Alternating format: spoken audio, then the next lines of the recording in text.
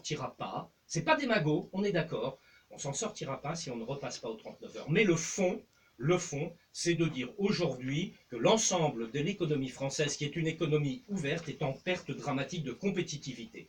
Donc il faut qu'il y ait un choc de compétitivité, il faut qu'il y ait une baisse massive des charges, et notamment pour les artisans, les PME, les commerçants, les agriculteurs, enfin toutes celles et ceux qui font la force de la France, au lieu de les écraser, il faut qu'on les libère. Mais la seule différence que j'aurais avec Serge Gouard sur la question, c'est que pour moi c'est un symbole les 35 heures. Et c'est pour ça qu'il faut les faire tomber.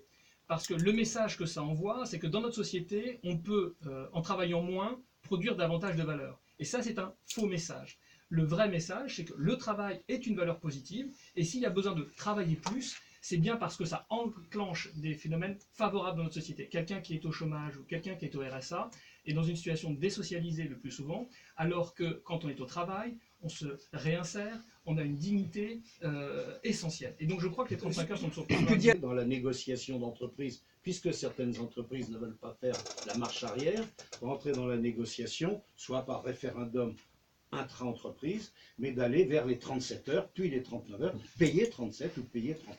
Je crois que tout le monde est d'accord pour trouver une sortie de ces 35 heures. Ce sera à celui qui gagnera les primaires de mettre ça en action avec le gouvernement, avec le Parlement, mais nous irons tous dans ce sens-là, à quelques points près, à quelques différences près, mais je pense qu'on ira tous vers la sortie des 35 heures. Claude dit chaque entreprise doit se débrouiller pour de définir ses heures. Donc de la flexibilité. Horaires. Voilà, la flexibilité au sein de chaque entreprise.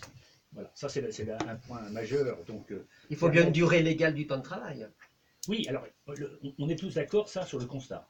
Maintenant, après, comment on fait pour évoluer, sortir de ce constat, notamment dans les hôpitaux, on a vu la catastrophe que ça a été avec les infirmières, le nombre d'heures qu'elles ont accumulées, on le voit aussi avec la police aujourd'hui, on le voit bien, donc il y a un vrai problème. Simplement, aujourd'hui, on voit qu'il y a certaines branches et certaines activités qui nécessitent, comme cela dit Serge Gouard, de la saisonnalité, il faut augmenter le nombre d'heures dans certaines professions, et réduire dans d'autres quand le volume de trésorerie n'est pas suffisant.